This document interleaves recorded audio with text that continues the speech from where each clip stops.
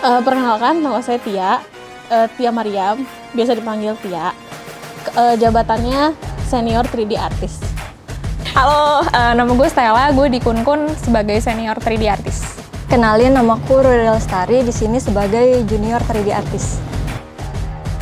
Pertanyaan pertama dari Rana Stasia, kenapa mutusin kerja di 3D artist padahal biasanya cowok yang kerja di 3D artist? Takdir. Soalnya nggak ada patokan kenapa gue nyemplung di sini.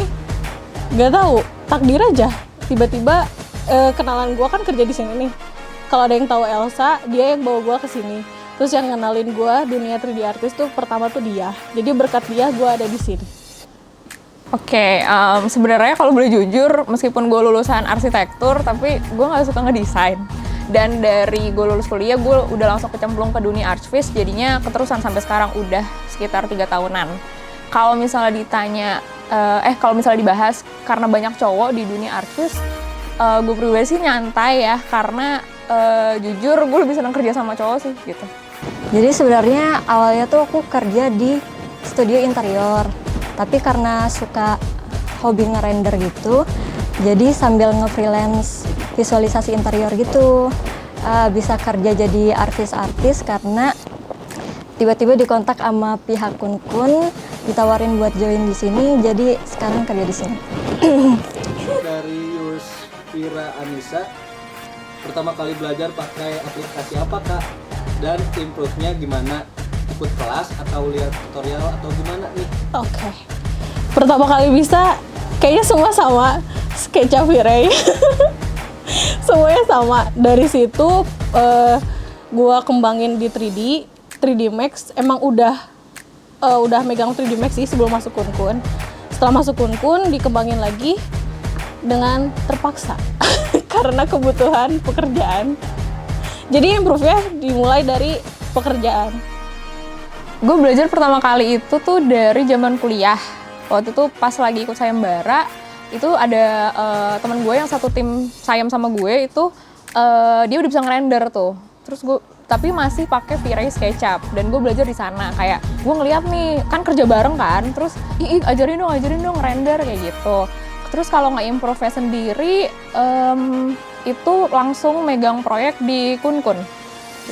Awalnya sih pakai SketchUp V-Ray. Dulu sempat ikutan course SketchUp V-Ray juga. Terus buat 3D Max-nya sih awalnya tuh aku baru bisa basic modeling doang.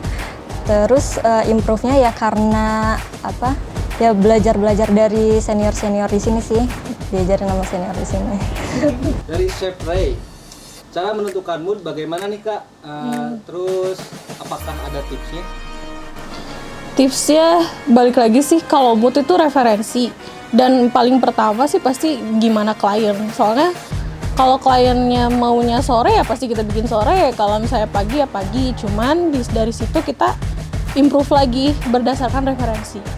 Gitu. Kadang-kadang kita juga suka harus ya diskusi soal referensi ke klien sih. Nentuin mood ya, mood render atau mood gue ngerjain. Nggak bercanda. Kalau mood tuh sebenarnya udah ditentuin, seringnya sih udah ditentuin dari klien. Kliennya mau misalnya mau pagi, mau siang, mau sore, mau malam kayak gitu. Tapi kalau misalnya harus kita nentuin sih, biasanya nyari referensi dulu, cari yang relevan sama view yang mau di render, terus ya udah diterapin aja gitu. Tipsnya apa ya? Cari referensi yang relevan. Kalau aku sih banyak-banyak lihat referensi aja sih. Terus karena aku di sini juga masih perlu banyak belajar, jadinya aku sering konsul ke yang udah suhu-suhu di sini gitu. Selanjutnya dari Kak Febriano, kalau nunggu renderan lama, biasanya ngapain aja nih? Aku cuma satu, YouTuber. Kalau render final itu kita bisa tinggal makan, mandi, tidur itu bisa. Tapi kalau misalkan untuk interaktif doang, ya paling YouTuber kalau nggak main game. Nunggu render full res atau mau preview biasa doang?